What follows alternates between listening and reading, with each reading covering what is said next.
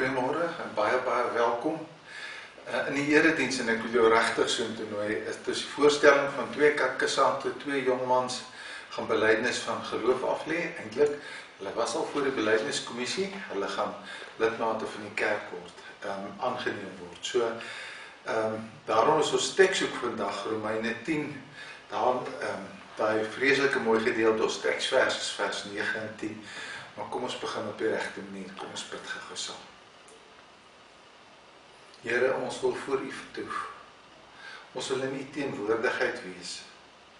En daarom hoor ons net weer U woorde wat sê, kom almal wat dors is, kom na die water toe. En wie geen geld het nie, kom koop en eet. Kom koop sonder geld, sonder koste, wyn en melk. En daarom bid ons dat U genade en vrede op ons sal wees. U as Vader, Seun en Heilige Gees. Amen. Ja, die Here het gesê, as 2 of 3 in my naam saam is ek self in hulle midde. Dit is wonderlike woorde om in gedagte te hou. So ek wil jou nooi en sê, kom ons maak ons Bybels oop by Romeine hoofstuk 10. Ons gaan begin lees by vers 8 tot daar by vers 15. 'n Aangrypende gedeelte. Dis die woord van die Here. Nee, sê die skrif, naby jou is die woord, in jou mond en in jou hart. En hierdie woord is die boodskap van die geloof. En dit is wat ons verkondig.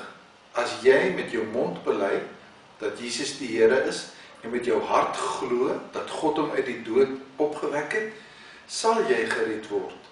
Met die hart glo ons en ons word vrygespreek. Met die mond bely ons en ons word gered. Die skrif sê tog, niemand wat in hom glo sal teleurgestel word nie. Niemand nie. Dit maak dus nie 'n verskil of 'n mens 'n Jood of 'n Griek is nie, want dieselfde Here is Here van almal en hy seën almal wat hom aanroep ryklik. Want elkeen wat die naam van die Here aanroep, sal gered word. Maar hoe kan 'n mens hom aanroep as jy nie in hom glo nie? En hoe kan jy in hom glo as jy nie van hom hoor nie? En hoe kan jy van hom hoor sonder iemand wat preek? En hoe kan iemand preek as hy nie gestuur is nie? Daar staan ook geskryf, hoe wonderlik klink die voetstappe van die wat die goeie boodskap bring. Ons lees dit daartoe saam. Here, baie dankie. Dankie vir die kosbare woord en dankie dat ons kan uitroep, ons glo, Here. En dankie dat U ons kan bemoedig vanuit hierdie teksgedeelte en vir ons 'n visie en 'n roeping gee. En daarom vra ons dat U asseblief met ons sal praat vanuit die teks en ons nadink oor dit wat hier geskryf staan. Dat ons U stem sal hoor, U fluistering, en vir U sal verheerlik. Amen. Nou, ek wil begin by vers 13. Daar staan, en dis 'n teksvers wat my al baie geboei het. Elkeen wat die naam van die Here aanroep, sal gered word. Nou, hierdie teks wat ek nou gesê het, staan letterlik 3 keer in die Bybel opgeskryf. As die Here dieselfde sin vir ons 3 keer gee, dan wil hy ons vir ons iets sê, of hoe dink jy? Hy staan die eerste keer geskryf in Joël 2 vers 32. En dan is dit Israel, en dan sê die Here, redding is daar vir elkeen, en dis eintlik 'n profetiese woord wat hy sê nie. Redding is daar vir elke mens op hierdie aarde wat my aanroep. So dis 'n uitnodiging van God af, alreeds in die Ou Testament. Sê, as jy my aanroep, sal ek jou red. En dan op Pinksterdag in Handelinge 2 vers 21, wanneer die Heilige Gees uitgestort word en die Heilige Gees vervul die gelowiges, dan staan daar weer, want elkeen wat die naam van die Here aanroep, sal gered word. En dan is dit om te sê, wat dit sê, Heilige Gees wat ons met geloof vul, wat ons kan laat uitroep, God is ons Here. En dan in Romeine 10 vers 13 skryf Paulus dit en hy sê, dit kom deur jou geloof, dit vervul jou en dit maak van jou 'n nuwe mens. Eintlik die praktiese kant daarvan om te sê, jy kan as kind van die Here loop, want dan redeneer hy verder en sê, as ons die Here aanroep as ons Here, dan word ons eintlik gestuurdes wat God dan gebruik, 'n punt van oorgawe. Maar wat glo ons? Die werklike waarheid van dit wat ons glo, is dat Jesus het betaal vir al ons sondes. En Jesus het die dood oorwin. Hy het betaal met sy lewe, hy het gesterf. en hy het die dood oorwin, hy het opgestaan, en die oomblik wat ons dit glo, dan kom ons op daai punt dat ek sê, maar dan is ek maar skoon gewas deur sy bloed, en nou kan ek bely en sê, ek glo, Here. En weet jy, Tozer het dit al gesê, hy het gesê, die hele menswees is daarin vervat. Wanneer jy gedoop word, is dit juist die teken wat ons visueel kan sien om te sê, ons word skoon gewas en ons bely dat ons glo, maar my hele menswees is daarin gekoop. So as ek op daai punt kom, dat ek sê, Jesus Christus is my Here, dan kom ons by 'n groot woord uit, naamlik geregtigheid. Nou ons praat nie baie oor geregtigheid nie, omdat dit so groot woord is, maar die gereg is dan aan ons kant. As ek verkeerd gedoen het, word ek gestraf. As ek reg gedoen het, word ek beloon. Ons het verkeerd gedoen. Ons is sondaars, ons het sonde gedoen, en daarom moet ons gestraf word, maar Jesus kom betaal vir ons sondes. So as Jesus klaar betaal het vir my sonde en vir jou sonde, dan beteken God se geregtigheid dat hy ons vryspreek. Dat die regter sê, jy's vry. Daar's geen klad of skuld in jou naam nie, jy's vry. En dan loop ons daaruit, maar met meer as net vryheid. Selfs met die Gees van God in ons binneste, die Heilige Gees wat saam met ons getuig, dat ons kinders van God is. En ook, dan sê Jesus, ek sal vir jou getuig in die hemel voor God die Vader. Vrygespreek, iemand wat vir ons getuig voor God die Vader, iemand wat binne in ons getuig, dat ons kinders van God is. Dit is God se geregtigheid. So al is dit 'n groot woord, is dit iets wonderliks om te kan onthou. Maar as ek dit alles sê, dan wil ek vir jou sê, hierdie teks nooi ons nie en hy daag ons nie uit nie, dis eintlik baie meer 'n opdrag dat hy sê, maar my liewe mens, jy moet kant kies. Jy moet kant kies. Vers 9 en 10 sê dit baie duidelik. Jy moet kant kies vir God. As 'n mens dink in die Ou Testament, dan was die volk Israel was kinders van die Here, en hulle was dan teen die hele wêreld. Hulle het kant gekies aan God se kant. En daarom ook dat as iemand uit die ander volke tot geloof gekom het, Rahab of wie ook al, dan het hulle kant gekies aan God se kant gekies. En dis waar ek en jy ook moet wees. So nou sit ons vandag in 'n situasie en waar dit vir ons maklik is dat as iemand uit 'n ongelowige, uit 'n heidense geloof gesin kom, en hy klim uit en hy kies om God te dien, hy kom tot bekering, dan kies hy kant, selfs teen sy familie en teen sy gesin, en hy sê, nou is ek 'n Christen, nou is ek deur God weergebore, nou wil ek nie lewe. Dan kies hy kant. Maar wat het nou gemaak van ons, wat met 'n gelowige huis groot geword het, en ja, ons het ook nodig om kant te kies. Al het my pa en my ma vir my geloof afgevryf, vir my geloof geleer, vir my die voorbeeld gestel, al 'n paar keer vir my gesê, en het ek al hoeveel keer gesê, nee, ek is 'n Christen. Daag hierdie teks ons uit, en sê die Here, my liewe mens, jy moet nog steeds kant kies, maar nie teen my pa en ma nie. My pa en ma moedig my eintlik aan, en hulle sê vir my kind, ons wil hê jy moet kant kies, God se kant. Weet jy wat, ek wil jou vinnige verhaal vertel. Edward Kimball was 'n winkelassistent in 'n skoenwinkel. En Edward Kimball het in sy vrye tyd by die straatkinders die evangelie verkondig. En in hierdie verkondiging het hy vir ons gesê, Jesus Christus is die enigste lewe. En toe is daar 'n klein seentjie wat by Kimball hoor, D.L. Moody in 1858 kom D.L. Moody en hy kom tot bekering. Jy sal nie glo nie. D.L. Moody begin toe die woord van God verkondig. En F.P. Meyer kom tot geloof deur die verkondiging van Moody. En dan kom hy, en J.B. Chapman kom en hy sê, ek kan nie anders nie, ek luister na wat Meyer vir my sê, en ek wil Jesus Christus aanneem. En Bill Sunday hoor weer die evangelie by Chapman, en Mordechai Ham hoor weer die evangelie by hom, en Billy Graham by Ham, en daar kom Billy Graham tot bekering. En dan sê Billy Graham, ek kan nie anders nie. Die skoene is aan my voete, né, beginnende by Edward Kimball. Die skoene is aan my voete, ek moet die evangelie verkondig. En hoeveel mense het nie die woord gehoor nie? En so 'n ou soos Billy Graham is nie iemand wat totaal sonder die godsdienst groot geword het nie. Maar hy het ook op hy punt gekom en gesê, ek moet kies. En ek wil julle vertel, ek het gaan soek wat het Billy Graham gesê.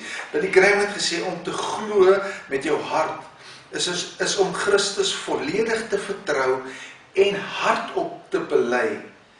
Dit is om kant te kies. So daar lê die hele verhaal. Selfs 'n gelowige wat in 'n geloofshuis groot word nog steeds uitgedaag en gesê, dit wat my pa en my ma my geleer het, ek kies kant vandag. Ek kies kant. En ek bely dit wat ek glo, Jesus Christus is die Here. So daarom daag ek jou uit. Dit is revolutionêr. Dit gaan mense ongemaklik maak. Dit gaan mense ontstel as jy opstaan en sê, maar ek kies kant vir Jesus Christus, hy is my Here. Maar dit is wat 'n gelowige doen. Die lekker natuurlik is dat ek en jy dit nie uit eie krag doen nie, nee, want God bewerk hierdie geloof in ons lewe. God kom, Spurgeon het dit so mooi gesê. Hy sê, the fact is simply, truly coming to me. Kom na my toe. Julle ken almal, kom na my toe as jy moeg en oorlaai is, nee. En dis wat Spurgeon gesê het. Dit is die feite. Dit is eenvoudig die waarheid. Kom na Jesus Christus toe. Want God het ons lief. En uit die hemel uit buig hy neer. Om die waarheid te sê, hy buig hy net neer nie. Hy stuur sy seun en sê, gaan betaal vir hulle. Dan stuur hy sy gees en hy sê, gaan woon in hulle. En die Heilige Gees kom woon in ons en wek geloof in ons. En hy red ons. En hy help ons om te glo. Daarom sê ek nie eenmaal, Jesus Christus is die Here uit eie krag nie. Nooit ooit nie. Dit is die krag van die Gees in my wat dit doen. En so kom die Here Jesus en weer deur die werking van God die Heilige Gees en word ons in die regte verhouding met God die Vader gesit. En om Paulus se woorde dan 'n bietjie te gebruik, net die gedeelte voor dit wat ons nie gelees het nie. Nou hoef ons nie meer teen 'n groot leer op te klim tot by die hemel met wette en wettiese manier van doen en nooit sonde doen nie. Moet ek klim en klim en klim tot ek in die hemel is nie. Nee, ek hoef nie op te klim, dit wat moeilik is nie. By my is die woord, by my is die Here. Ek hoef net te sê, Here, kom in my hart, Here, U is my Here, en hom aan te aanvaar, en hy sit my in die regte verhouding met God die Vader. Naby jou is God, in jou mond en in jou hart. En dan daarmee saam, nie net bewerk God die geloof nie, maar God is nog getrou ook. Sy boodskap van verlossing is vir almal. Kyk maar weer vers 11, dis vir almal bedoel. Elke mens op hierdie aarde, dit wat Joël gesê het vir almal, wat Handelinge gesê het vir almal, wat Romeine sê, dis vir almal bedoel. En so stap 'n bedelaar in die straat af, hy is besig om geld bymekaar te maak, en hy herken 'n man wat van voor af kom, en hy besef, hierdie was my groot vriend op skool, hierdie ou, vir hom gaan ek melk, hy sal my help. En hy keer hom voor en hy noem hom op sy naam en hy vra hoe gaan dit en so aan en so aan en so aan. Eers is die ou ongemaklik en dan herken hy hom en hy besef hulle was om 'n groot pels gewees. En dan sê vriend, kan jy my nie help met 'n paar rand dat ek kan leef nie? En hy sê ja, ek wil. En hy weet, en dis 'n paar jaar terug, en hy haal sy chequeboek uit en hy skryf 'n cheque van R30.000 uit en hy teken hom, hy skeer hom uit en hy gee hom vir hom. Nou, ons gebruik nie meer cheques nie, maar jy sal seker onthou. So 'n cheque wat geteken is, vat jy jou ID-boekie saam en jy vat die cheque en dan gaan jy na die bank, na die kassier toe en jy gee jou ID-boekie en jy gee jou cheque aan en hulle gee vir jou die R30.000 kontant. En hierdie bedelaar is ongelooflik bly, en hy loop bank toe, en toe hy by die deure wil instap, toe dink hy, ek is so vuil, ek lyk so sleg, wat gaan die mense van my dink? Dan draai om, gaan hy. Die volgende dag sê hy, man, ek moet my nonsens los, stap hy weer bank toe, en toe hy sê die deur so begin oopstoot, toe dink hy, ek lyk nog slegter as gister, ek is nog vuiler as gister, ek kan nie hierdie cheque wissel. En hy sit weer terug op die nou bedel hy so hier en daar. En hier kom sy vriend weer en hy kry hom in die hande en hy sê vir hom, het jy my cheque gewissel? Want hy sien toe hy lyk nog dieselfde. Hy sê nee, ek is te vuil. Hy sê my vriend, gaan nou bank toe. Dis nie jou vuilheid of skoonheid wat die geld waarborg nie, dis die handtekening onder wat jou geld waarborg. Gaan wissel dit, dis jou geld.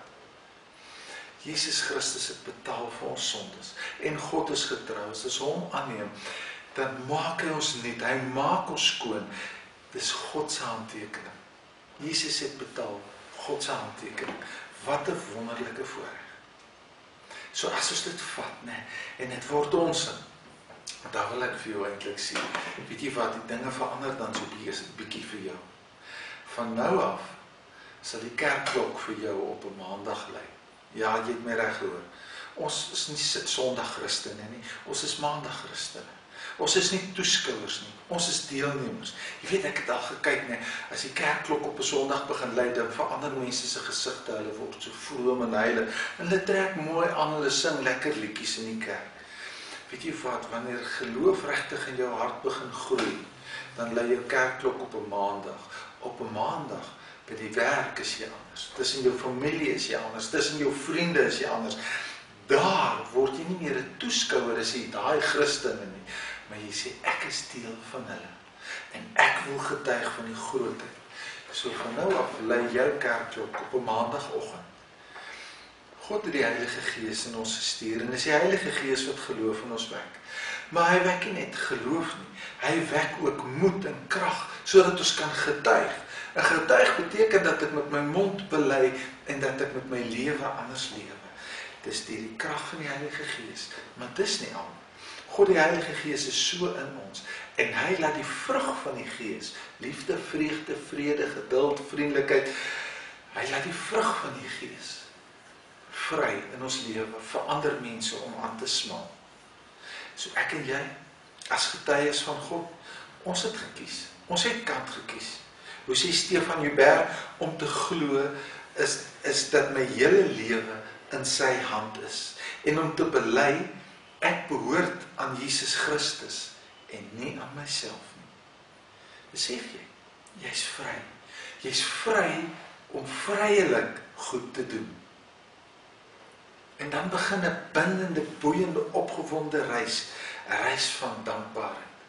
En dis waartoe ek jou nooi, om te sê, elkeen wat die naam van die Here aanroep, sal gered word. Ons het hom al aangeroep, ons is gered. Kom ons leef nou as geredde mense. Kom ons laat die kerkklok lui, elke dag van ons lewe, oral waar ons gaan. Here, baie dankie vir die woord. Dankie ook vir hierdie kosbare woord, 'n roeping, 'n gestuurdheid. Dankie dat U ons wederbaar het deur die Gees. Dankie, Here Jesus, dat U betaal het met U bloed. Ons loof en prys U tot in ewigheid. Daarom vra ons dat U vir ons sal seën, dat ons tot seën sal wees vir alle ander mense. Daarom vra ons dat U vir ons sal gebruik as instrumente, en dat ons voete sal begin hardloop, soos wat ons dit wat U in ons hart geplaas het, sal uitdra na ander mense toe. Ons bid dit in die naam van Jesus Christus. Hy wat ons geroep en gestuur het. Amen. As jy vir die Here wil dankie sê, die kerk is gered. Ons dankoffer is eintlik ons lewe wat ons in hom offer. Maar nou wil ek vir jou nooi en sê, ontvang ook die Here se seën. Die Here se seën is iets wat hy vir ons gee, om te sê, vat dit saam met jou, ek loop saam met jou. Die Here seën en beskerm elkeen wat hom aanroep. Hy verskyn tot hulle redding en is hulle genadig.